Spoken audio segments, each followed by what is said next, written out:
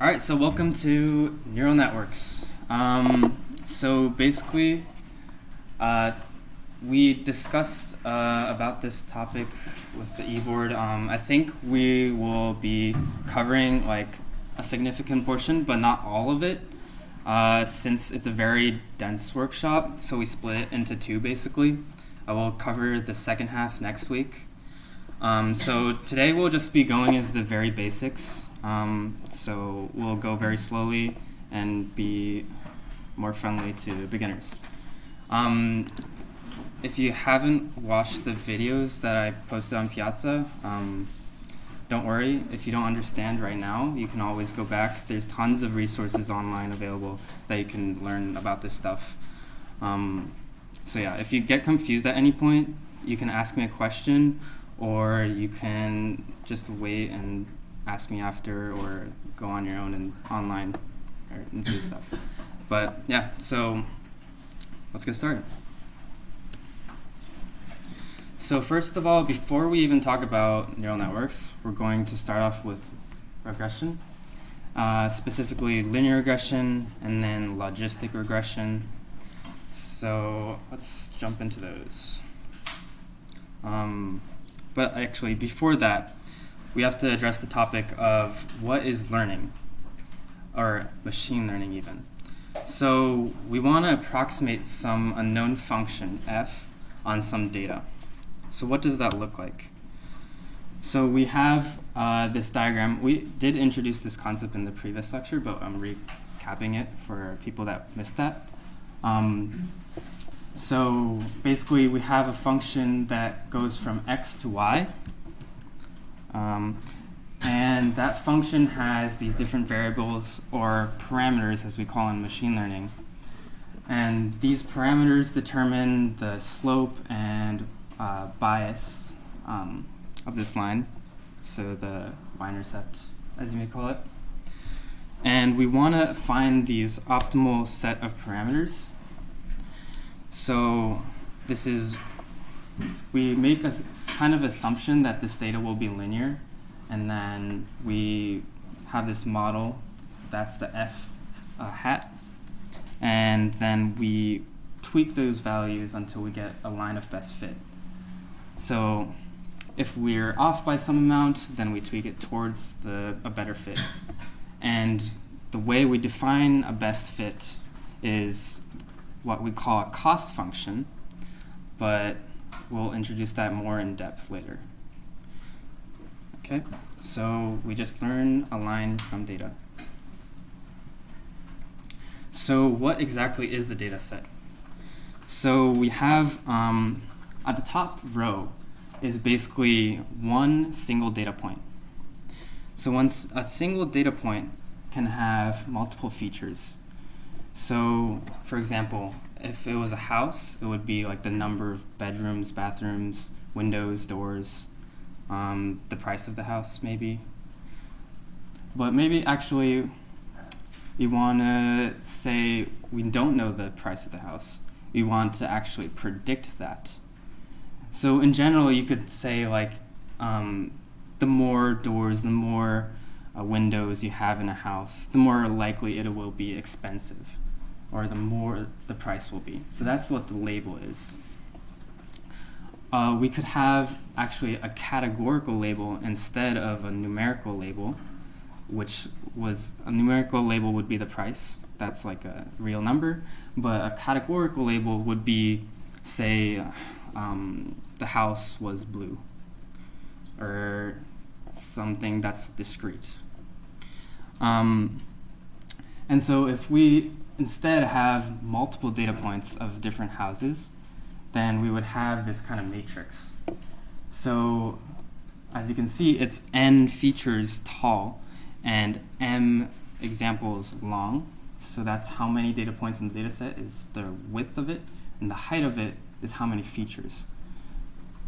And also similarly, we do that for the y, the prediction or labels, and it's m examples long.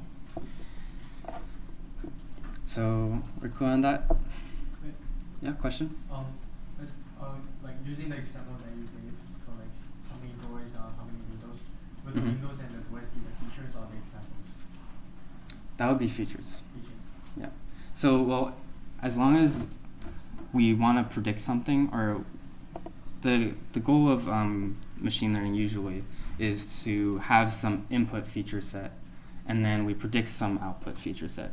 So we initially have some data to train the model off of, but then at test time, we don't necessarily have the Y data. And so if you want to put that in production setting, then you would have like an input features, you would gather data from a user, for example, and then that would be fed through a model, and then out comes the prediction. Yeah? Then what would be the examples? The examples would be different users in that setting. Well, yeah, question? Does the label what the function predicts or the model predicts? The function and the model are the same thing. Okay. So is the label what it's predicting, or like the output, I guess? yeah, so it's output. So if you want to say, if it's a binary classification, 0 or 1, then 0 would be that the feature is absent. 1 would be it is present. So, but that's like binary, and that's categorical, but there's also numerical, which is like just a number. Question? In terms of matrix X, when it says n features, that's like rooms, windows, doors. Mhm. Is that right? Yeah, so in that example, it's everything except for like the price, where the price is the label instead. And what does the m size do for that matrix? So this M would be just like a ton of different data points. So if you had a huge data set of different house prices and different features of the houses, like you could just go on Google image search, like pick a bunch of images, and then that would be your data set, for example. It could be really anything. So for images, for example, each feature would basically be 1 pixel. And then you could even divide 1 pixel into RGB values. So that's 0 to 255. So that's very high dimensional because you have a dimension for each pixel, each RGB value. Yep. So does each label correspond to each column or row in X? So it would be each column. Yeah. This is one data point. Yep. So, are we clear? Yeah. Question? More of a statement. So, No. just in case people are having trouble visualizing this, n is just like parts of a house, for example, like how many windows, how many rooms, etc. And the rows, the columns themselves represent a different house. So there's 3 houses, and then we have 4 features. Features like how many doors, how many rooms, how many bathrooms, where is it, for example. So that's what the dimensionality means, because we're doing stuff per each house. Great. Okay, so now we're gonna do linear regression. This is like the simplest model you could do. So y equals mx plus b. You've probably all seen that in high school or middle school even. And so basically we have m, which is the slope, and b, which is the y-intercept. But what if we have more dimensions? Like if we had features from before, we don't just have one feature, which is x. We have multiple, so up to n features. So what it looks like is this. So we have n features. Those are the x inputs. So x1, x2, x3, x4. And then for each x, we have a weight corresponding to that. So the weight basically determines how important is that feature. So if a feature was very important, the weight would be much higher. If the weight was not important, the weight would be close to 0, or might be even negative.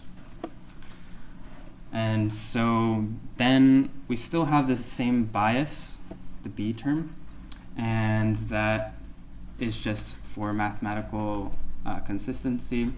So we have like a y-intercept. So if the data in general is like very high values in general, you would have like a huge bias. or if it's very negative in general, then you would have a negative bias. Okay. So back to the houses example. Say you want to predict the house prices. Okay, so we had some example features, and these are like numerical values of the features. And then we could say this is how important the we replace X with the different features. So we have 5W, 3W2, 3000 W3 plus bias. So what we don't know is these W values, these weights, and the bias B. But we can, if we do know them, we can just generate one Z value. This is just, we could say this is the price. And then this would look, if you plot this out in dimensions, it would be a hyperplane. But don't worry about that. It's just a way to visualize what it would look like in more dimensions. Any questions? Yeah? So what would determine the weight of all these different things? So this is what we want to do in machine learning, because machine learning, the goal is to learn the weights, to learn the parameters of your function. So the best weights would be the one that produces the best fit to the data. And the best fit to the data is defined as something called a cost function, which I'll go into. Okay, so now we're going to move on to logistic regression. In fact, this is actually very similar to linear regression, except for one thing. So we had the equation before here. Each input is multiplied by a weight, and then you add a bias. And then this is what it will look like in like a graphical form, I guess. And it's the same thing. So now the difference is that we put this through something called an activation function. And this activation function in particular is called a sigmoid function. So we just take the output, put it through some function, and we get our output. And so what this function is this S-curve, hence the sigmoid, because we basically squash our output out of this, and we put it between 0 and 1. Any questions? Yep. How do you know which activation function is the best to use? Because I know there's rated too. Yeah. So I'll get more into that once we go into neural networks, but basically for logistic regression, the reason why you want to have it between 0 and 1 is so that you can output a probability, because probabilities are between 0 and 1. And so if you want to predict how likely something is, this is the way to go. So after you predict some kind of probability or the output of your model, you have something that measures how different the predicted value is from the actual value. So this LAY basically takes in two values. A is the predicted value, Y is the actual value, or the label as we know it, and we just take the difference. And that just gives you some error term. It's how far off your model is. But actually, we could, in reality, in practice in machine learning, we usually have more complicated loss functions, or a cost function, and usually you don't want to just take the difference, because that can lead to problems. And so that's the last step right there. Okay, so back to the example. Say instead of predicting the price, we try to predict how likely are we to afford the house.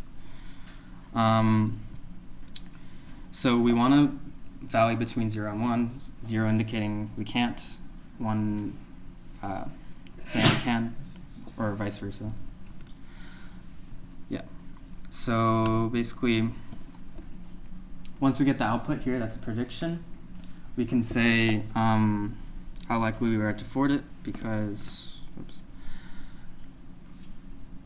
if there's a bunch of data points on that side saying we can, and then there's a bunch of data points on this side saying we can't, then we want to make sure we have a sigmoid, because the sigmoid gets its predictions closer to what we actually want, rather than if we just had a linear regression, it would just pass right through. So anything further this way would give us totally off errors. So that fits the data better. So that's why we use a sigmoid. All right. So now we're going to build up to neural networks. The reason why we went over logistic regression is because actually it's very similar to how neural networks work, and it's like it's a small subcomponent of neural networks. So this is like the equation we just used. Basically, we just took z and expanded it into what it actually is defined, and then we pass it through the sigmoid to get the output. So this is the first one. This is expanded representation, and then we're going to compact it now. So, so where do you think each value is? Where do you think the weights are? Any guesses? So, like, if you see on the graph, on the compact representation, you have these activations, the red, or the inputs, x, that's the red part, and then the A output is on the right. And then each line signifies a feature times a weight. So the line basically has like a hidden weight inside it, and then we multiply the input by the weight, and then at the end, once it all converges together, we add the bias term, and then finally put the activation function around it. So that's like all implicit inside this representation. Anybody confused on this? Question. So where's the bias? So the bias would be inside the A node. Oh. Yeah, question? With the bias, that would change. Yes, so the bias changes by learning from data, which we'll go over. Question? I'm just a little, I guess, lost with the sigmoid part and how I think my math skills are not quite there. Oh, don't worry it's about for me it. to So, understand. Or do I need it? so the sigmoid, I didn't go into the equation of the sigmoid. It's just think of it as some kind of function that goes from the number line to 0 and 1. All right, question? So like a high level difference between a weight and bias, like if they're both learned, like is there a difference from like what they do, or is it just more parameters basically? Sorry, could you repeat that again? What's the difference between weight and bias, I guess? Weight and bias. Okay. Yeah. So the weight, as I said before, was like it makes more features more important than others. And so x1 might be more important than xn. So we put a higher weight on w. And then bias would be generally how the data is, where it is in the terms of in the y-axis. So if we have data that is all positive, then the bias would probably be positive. If it's all negative, then the bias would probably be negative, because the bias affects the whole thing in general. Those are both It's like- learned through learning. Yeah, so it's, Okay. and all those parameters are learned through machine learning. Yep. Okay, so now we're gonna have multiple linear regression or logistic regressions. So all that's different now is we just labeled A1, and then we put just these parentheses 1 on the W's, just to say that these are different from different nodes. So yeah, it's like the first one we had, but then we have another one, A2, and then A2 over there. So basically we're learning a different set of weights that might have different importance.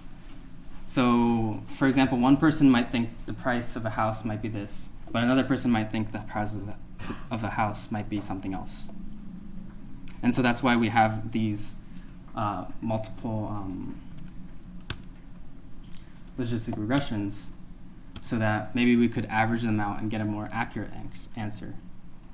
Or we could learn different features of the house, for example. Any questions? Okay. So by doing this, we can learn different features, or we could learn a better, accurate representation. Okay, so lastly, to build up to a neural network, we have this new node at the end that's blue. And basically this takes in all of the previous inputs and does a weighted combination on them, just like we did before. This is the same equation, but at a different step. And then we just put a sigmoid on it and then get the output. So this is basically an aggregate sum of the previous logistic regressions. So we're learning some kind of average of the previous learned features. Does that make sense? Okay. I hope I didn't lose anybody there. Because we're going to go over this a little bit again, but okay. All right, so that's that. And we're going to go into neural networks now. Okay, so what's the definition of a neural network? It's not like a strict one, but let's say a neural network is a bunch of activations in layers. So what does that mean? Well, in the neural network diagram on the top right, you can see that there's different layers: the input layer, the hidden layer, and the output layer. And like we did with logistic regression, we have these activations that take inputs of previous layers. So the hidden layer would take the inputs from the input layer, and then the output would take inputs from the hidden layer. And then so that's how you get more complex representation as you build upon layer upon layer. So yeah, any questions? Yeah. Is there like ever diminishing returns to adding all the layers? Yeah, so traditionally, before we had some tricks to get around some problems that we had, specifically in something called gradient descent. Like when we compute a derivative or so, there was problems in where we would not learn the weights correctly. And I'll go into that later, but essentially, nowadays we have methods to solve that. And so that's why we have something called deep learning. And deep learning is basically you add a ton of layers, hundreds maybe. That'd be a really simple question. What is an activation? What's the definition? So activation, I'll go into the next slide, I think. So before we had this z value. So this is actually called a affine function. It's like a linear regression inside of a neural network. And so we take each activation, which is a node basically. So we take A from the previous layer. So if we want to compute, for example, this hidden node right here, we take inputs from all of the input layer features here, and we multiply them by a weight, and we add a bias, and we get that value. And so this acts as a function of like gathering and aggregating that data, and then spitting out something that we desire. And then we have the activation part. This is A of G of Z. This is just a notation thing. But G could be like any type of activation function. So like FG. And this acts as like a significance threshold. So like in biological neurons, we have this something called, I forget it, it's like activation threshold or something. And basically, if it gets enough signal from previous synapses, then it'll fire a signal. We kind of replicate this in a neural network where we have an activation function, and that basically serves as some kind of gate. So if we have enough of a signal from the previous layer, then we'll generate a signal out. Yep. Just to add on to that, the activation function could be like the sigmoid function that we mentioned before. You would Yep. sum up and pass that into, or value, as mentioned. Yeah, you guys looked at sigmoid from a few slides ago. So I'll go into different kinds of activation functions in a later slide, but we'll move on. Yeah? I don't know if we have time for this, but I got a little bit lost with the notation above the A Yeah. and how we get there. So this is L, basically. So L minus 1. So, oh yeah, that's actually a good point. So in the input layer, we define what layer it is on as L, and L would be 0 in the case of X in the first input layer. And then the hidden layer would be 1, and then the output would be 2. So then if we plug in L as 1, so we're on the hidden layer, and we just plug in 1, then L, that term would be 0. So A0 would actually correspond to the input. So did that answer your question? Okay, so A0 would be the input, Yeah. and then A negative 1 would be the hidden layer for that one, or? There's no negative 1, because then you can't have a layer before the input, which is X, your data.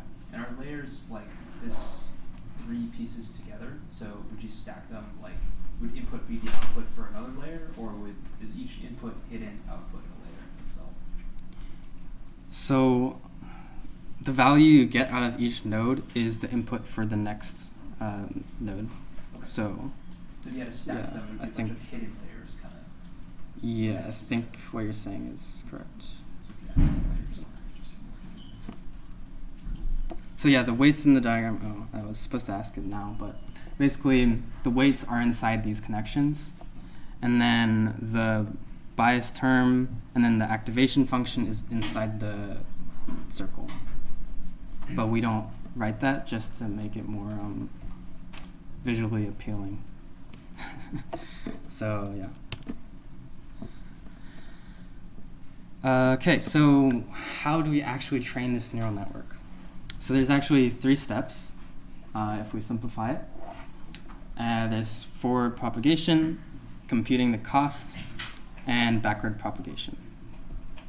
So basically, as you can see on the diagram on the right, we have one example. So each iteration, we pass one example. As you can see, it's like a picture of a number. And those have different RGB values, or black and white values. Pizza break? Pizza break?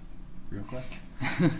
Yeah, there's pizza right now. I guess it's 7:30, so we're halfway through. It'll take 5 minutes. I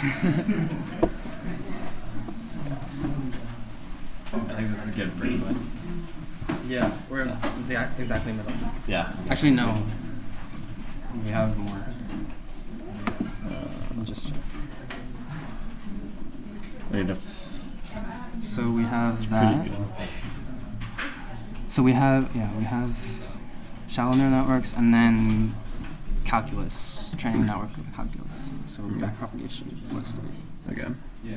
So kind of be finishing up. So that's slide 39, and we're on 17. Almost halfway.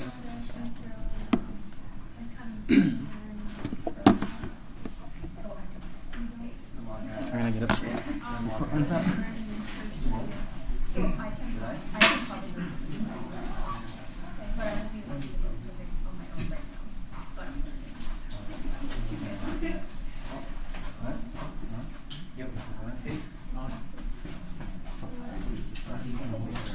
Yeah. That's from yeah.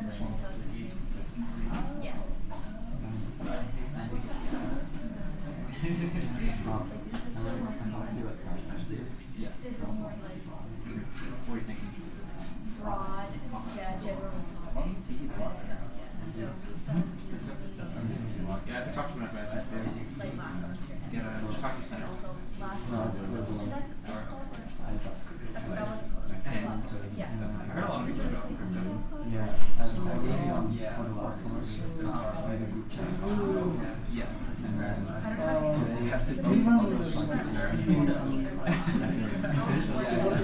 Yeah, I don't think I knew crypto. Which was basically this, but like Curtis, I have a question for you. yes. Compared to the So it's basically a function that takes specific weight. This is specifically like weight one in there. So basically, remember how we had like all nodes or line circles? So let's say we're saying they're one. It's going to take the weight times the neuron from every neuron. Yeah. So it's just taking the product between the line, which is weight, and that line, summing it up. And then it's all about everything that lasts there. In physical, it has to be aspiration function, which is sigmoid. So the reason why we use sigmoid is because when we're doing categorical learning, for example, we want to function between 0 means 0 and 1 being 100. So if you take one, so sigmoid's a specific. Yeah, so we use sigmoid just to there's other ways called softmax. I don't think we're getting into that.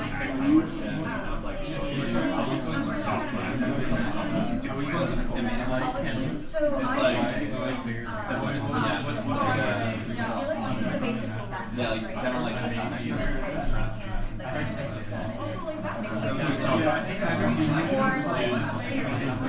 Okay, now it's just going to take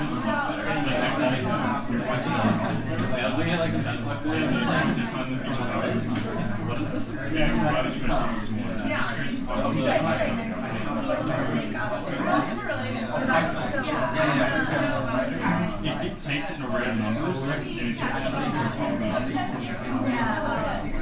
yeah, so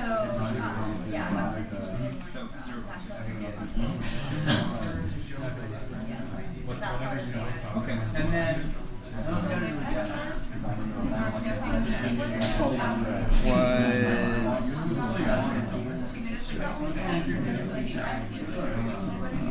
This slide. What is this? So, remember how in A1 is just the sum of all the methods? Y is just the sum of the white nodes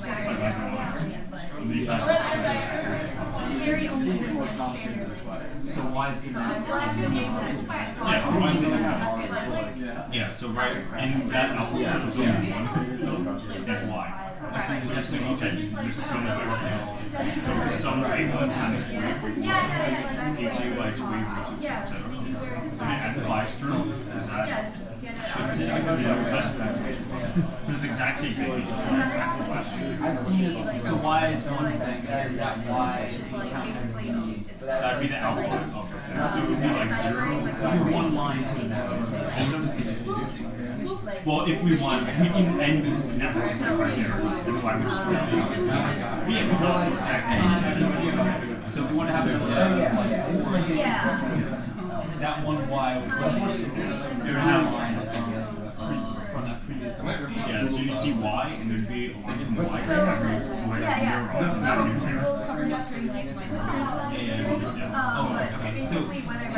Sometimes in the past, like stacks of hidden layers next to each other, but it's really the hidden layer has the output, and then there's so you have the input layer, and then you just have a bunch of it's like the last yeah, well, like alternatively, you could output like and then your output will be like let's say Y1 was the way.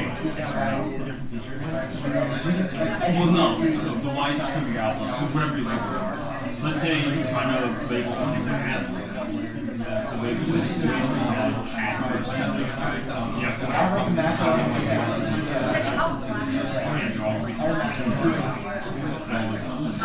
You can have more than one room in class.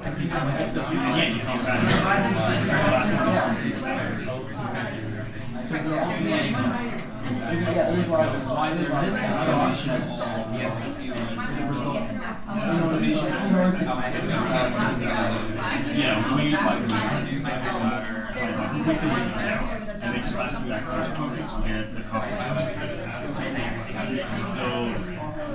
to make this make sense is when he actually goes into class and that's like, okay, so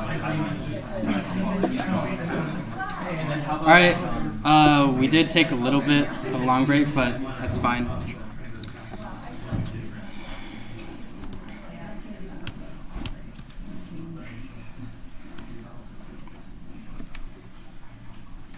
Okay, so we were here. Yeah, so basically the general idea is that we push an example forward through the network, and then we get this output value. That value will be a prediction, and then we use that prediction to compute the cost. And then the cost is basically tells us how bad is our model or how good is our model. And so a lower cost means, in general, a lower cost means a better model because the cost represents an error function, and a lower error means like you're on point. So that's what we do for the cost, and then we have this thing called backpropagation, also known as backprop for short.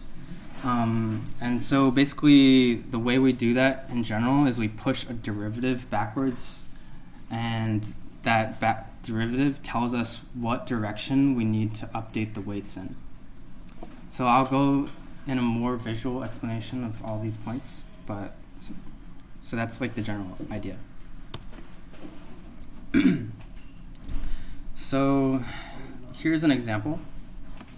Say we want to predict if we want to go to class or not. And so this is like the X features of like difficulty of material, number of assignments due, days until midterm. And then Y is like the probability of going to class. So it probably might be more applicable to you guys if you can train like a machine learning model on your historical data of going to class and then predict it. So yeah, so this is like a simple model, shallow neural network. These are like example values that you would get through just plugging in an example. So the example would be x equals 0.4 to 17, and then y would be equal to 0.45. So to actually go through how you run these calculations, we would have the first activation. So basically, this is the equation that we use for every single hidden layer. And so you just take all the input features, multiply by weight, add a bias, and then put it through activation function, and that's your output for that specific thing. So for example, 0.7, how you get that would be 0.4 times the weight, 2 times the weight, 17 times the weight, plus bias, put it through activation, and then you get 0.7. Question? So the value in X layer or in the first layer is manually input, right? Like it's being it's what we put in, right? So it's defined by ourselves. Yeah. So the X would be just like a value from your data set. So you would just. So in this specific case, do those data actually make sense? Like, can you explain what do those numbers mean, or are those just random numbers? It really depends on your data set, actually. Like, if our data set was, like, we meticulously labeled each of these data points, like if you actually went to class and, like, listed, well, how many materials are due, what's the days until midterm, you could just actually, that's actually an explainable point because you know what that value means. But say it's like a pixel value, then that's not necessarily something you would know. Like, what's the pixel value at this particular point? Like, does that mean anything really? Probably not. So unless you have the whole data set, it's hard to know what it is. So a machine can't learn right off the bat, like, that means that. It has to do some kind of learning from data to actually know what it means. So, yeah, so this is the second layer. And so, as we said before, this is 1 and then 2. And you can see, like, each of these parameters would have, like, one of these. Actually, the weights even would have a layer that they are respected to, and also this I, which denotes like which activation of the hidden layer. Yeah. So right there. With a value with like days until midterm. Yeah. Theoretically, the fewer days until the midterm, the more likely you'd be to go to class, right? So how would the weights like reconcile that? Like as a number gets lower, it has a larger impact. Mm-hmm. So for this first layer, if we say the first one is x1, x2, x3, then x3 would be this value here, and then w3 would be its corresponding weight. So if that's more important than the other features, w3 would be like 100. Or probably not really 100, but like 1 versus 0 on the other weights. Yeah. What I'm saying is like, the value becomes more important, or like it almost has like a higher weight the smaller it is. It's like an inverse relationship. Yeah, it has an inverse relationship. Yeah, sure. So how would that be reflected in your weight? Yeah, so like it could also act as like a normalizing factor, as you might call it, because if you have like a generally very large inputs, you don't want to make that unnaturally be very important. So as a pre-processing step, usually you would normalize your data first, so make it between like 0 and 1 or something, and then input that normalized data into the neural network. So then generally you have something that's more homogeneous as a data set. Yep. Is that bias going to be the same between all these equations for each layer? No. They're different for each activation. So all these terms, weights and biases, are specific for one individual activation. They're always specific. Okay. And then that's why I had some notation that got lost here, but it's like a coordinate axis in your network. So like 1 would denote the first layer, and then you would say I would be which activation it would be. So then that specifically is like a set of weight and biases for that particular neuron.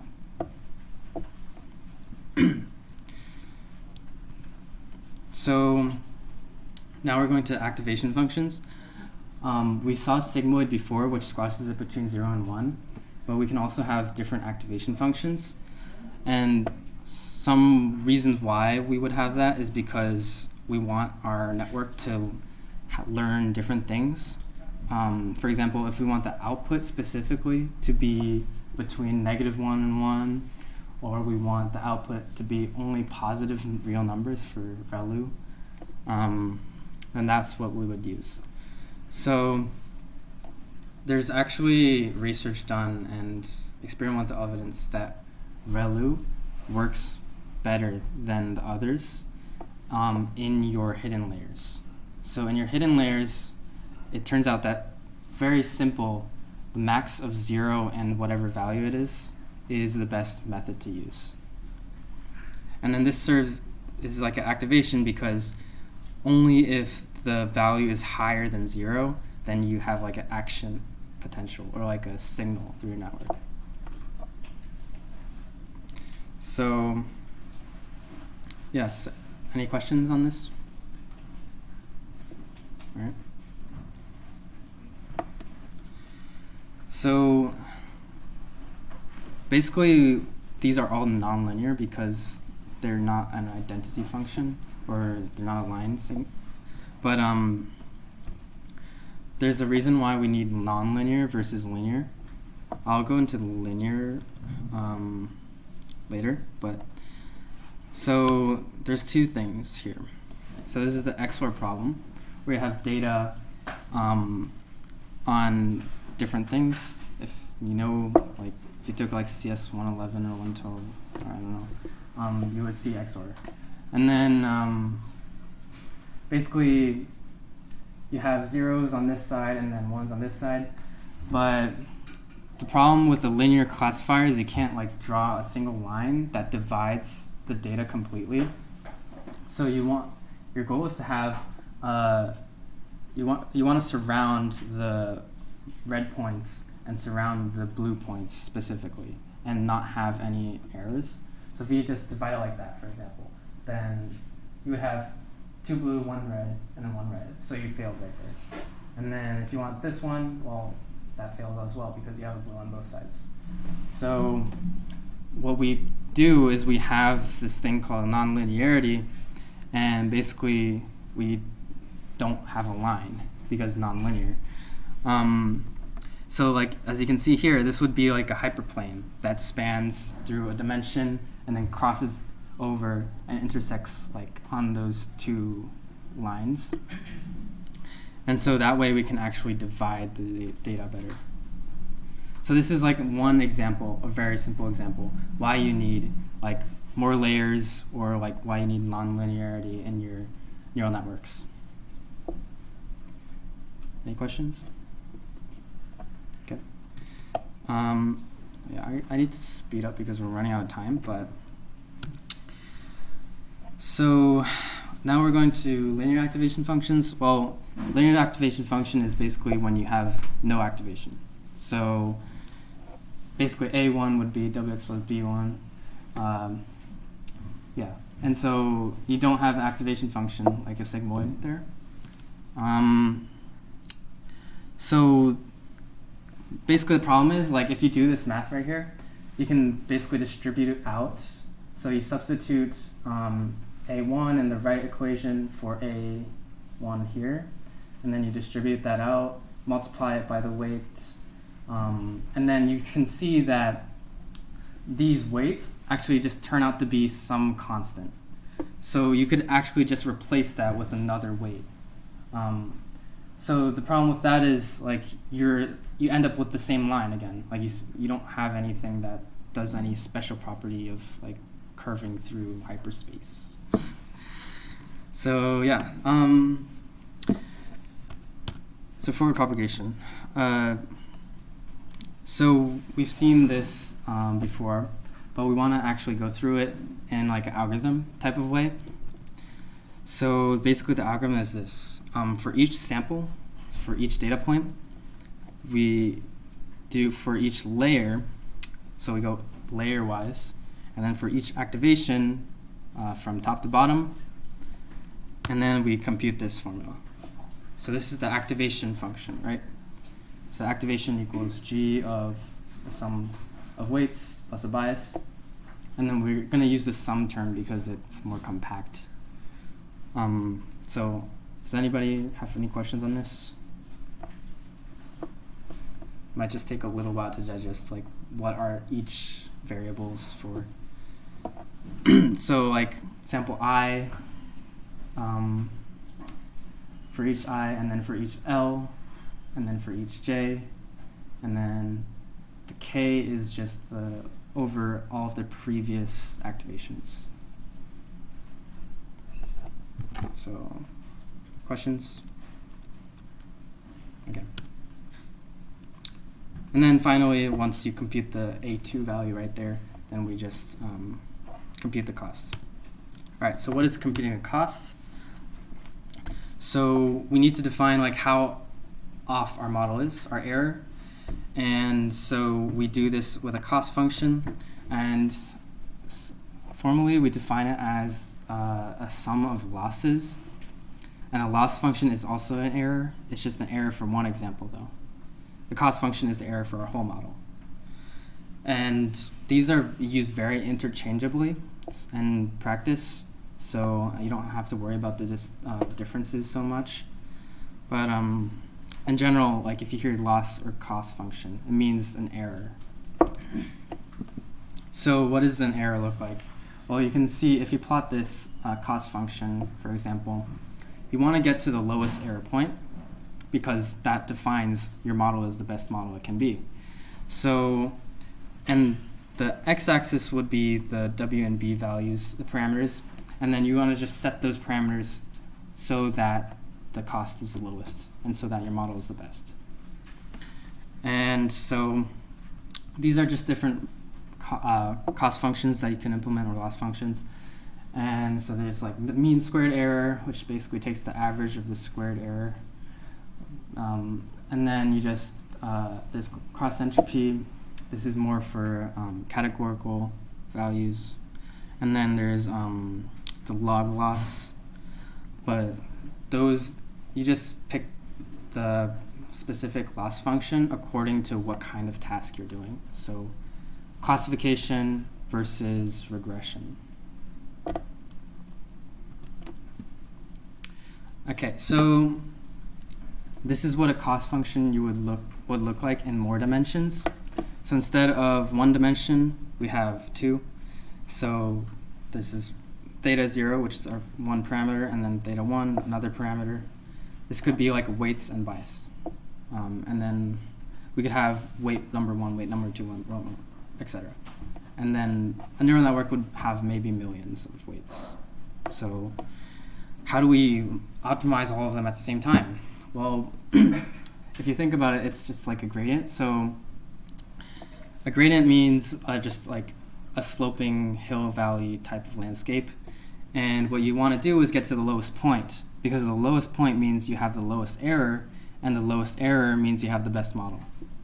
So to get to those points right here and there, we do something called gradient descent, which is at each step you take like a guess of where you are heading, and then, or where the slope is in the general direction, and then you just follow the slope. So in general, if you're like walking down a hill with your eyes closed, like in general, you would just step towards like the steepest slope, unless you don't like, but you probably don't want to fall off a cliff or something. But so yeah, and like another problem, like if you use the hill analogy, there's like bumps and rocks. You don't want to trip up in a rock or like a small hill, so you don't want to fall in like a local minima. So how do you guarantee that where you are standing in a convex area is actually the lowest point you can get to? And that's a question that's been researched a lot. So this is like putting numbers into the equations. So we're taking these actual numbers and then computing the first activation. I think this is pretty straightforward, so we don't need to get into the details. So basically, because our output out of our affine function, this combination of values, is positive, according to the ReLU function, we just drop only negative values. So the positive just stays there and is still positive. So that's our value for the activation function, which is this one right here. And then say we want to compute the last activation. And so we have these specific values that take as input. This is the hidden layer. And then you can see the corresponding values in this equation. Not there, here. Oh, I guess it's not there. Whatever. But yeah, so I didn't feel like doing all the calculations by hand. So basically, you can just do them if you want, but you can get this value here. But it turns out the actual value is 1. Your label is 1. So that means you're going to have a high error. So you just compute this error by plugging in the numbers, and then you get some value, that strange value. That's your error. So like in this example, you wanted to predict like whether you want to go to class or not. Well, if our policy was just to like go to class if it's greater than 0.5, then turns out we skip. But in actuality, we were wrong because y was 1. So basically, this loss function is your numerical error of, and it's like a penalty for you. Like you should have gone to class because you have a high error. So yeah, that's like the error is, and then you use that to train your network. So we're gonna train this network using a bit of calculus. You might know the slope is known as a derivative. Okay, how much time? Okay, so basically, I don't know, if I could go over time, but I don't know, do people want that? Okay, I guess so. We can touch the beginning of this, I guess, in the next workshop. Maybe. Okay, I'll just go through as much as I can. So there's difference between hyperparameters and parameters. Parameters are things that you learn, WMB, and then hyperparameters are set manually, like the learning rate, and we'll go into that. So here is your cost function. It's just like a sum of different loss functions. And then basically we want to learn what are the optimal weights. And so our goal is to change the weights so that our predictions fit the data better. I've been explaining this multiple times already. So to do that, basically calculate a derivative and then update it in a certain direction. But what it actually looks like is this. So we're basically going down the hill iteratively, right? So at each step we take the slope of that point and then go down according to that slope by some small step. So we don't want to take giant leaps, right? So we do multiply the derivative, the slope, by some small amount so that we can iteratively take small steps instead of doing a leap of faith. So this is like what you would see if you split into multiple dimensions. Yep. Could you go back to the last one? So it's not just like an iterated process of finding like the del of the function? Yeah, so like the gradient. Yeah. So the gradient denotes like a slope in vector form, but we'll go into that. So this is basically, you can take the partial derivative. So this is basically taking the slope for each parameter. So for this parameter, you should go this way. For that parameter, you should go that way. And so if you know those derivatives, you can do this update rule. And basically, this is like the key to understanding gradient descent. So if you understand this formula, then you're good. So before we end, I just want to quickly explain this, and if you have any questions, ask me. But so basically, for any parameter theta, we just update it by the negative slope. So why do we have a negative slope instead of positive? Well, a positive slope, adding by positive slope would mean you go up the gradient. That would increase the cost instead of decreasing the cost, which you want. So that's why we have a subtraction there. And then we have this learning rate alpha, which tells us how big are the steps. And then we compute the partial derivative. This is basically the slope at the point of this cost function for this particular parameter, j. And so we just compute that value, and then we set the parameter to that. Okay. Yeah. What is alpha? So alpha is the learning rate. It's like a number between 0 and 1, usually. Question? Is the cost ever going to be negative? It could be. Yeah. But then if we use a negative partial derivative, then we are still going up or negative. There are lots where we're just going down. But wouldn't it be more negative for the cost? Yeah, it'll just get more and more negative. Like, Is that good? like it depends on like what you're doing. It'll do like various applications. It was like I was thinking it was like negative 200 million or something. Like it was just like Actually, calculus. yeah. So it doesn't matter on the cost function. Actually, this would always decrease the value. Yeah. So that's weight. So with that function, you update the weight for one instance or.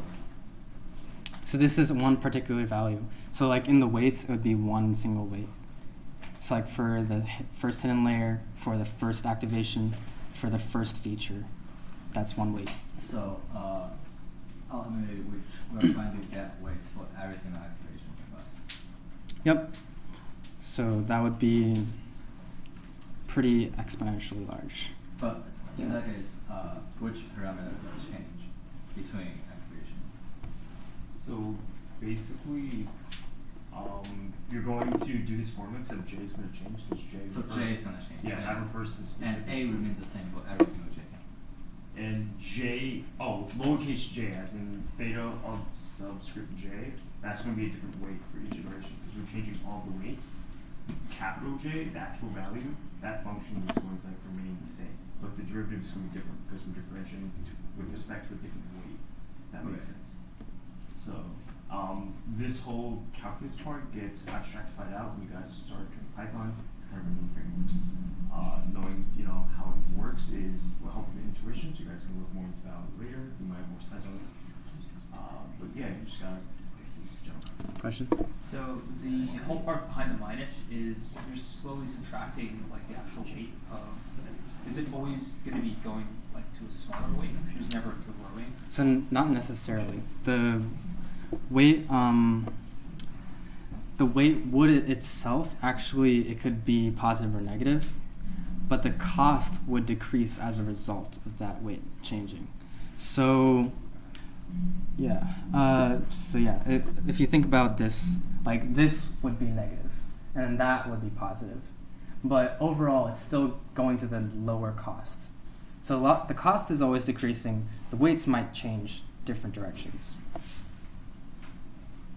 Yeah. I guess what would be an optimal learning rate? Because could you go down and then skip the minimum and go? Yeah, so that's another hyperparameter. So the learning rate is called a hyperparameter. And you want to change the step size. So if you have a too large step size, you will just skip that and you won't find it. But if you have a lower learning rate, then you would iteratively go to the bottom. But if you have a too small learning rate, then you might not learn anything at all because your step sizes are too small and then it won't converge. Wouldn't you want to have a larger step size in the beginning then and decrease it over time or something? So It really depends. yeah, I mean, if you think about it, the closer you get to the minimum, the gradient itself decreases. So that can tell you that's the learning kind of strings.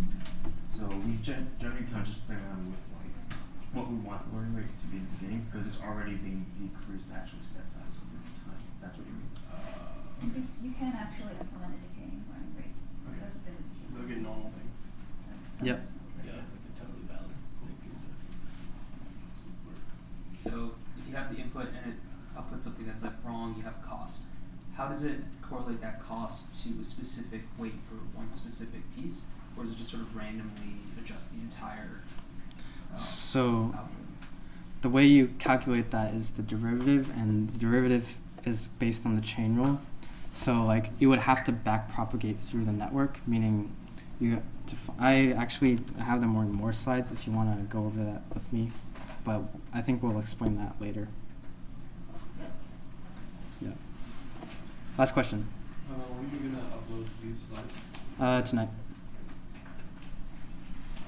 Yep. Good.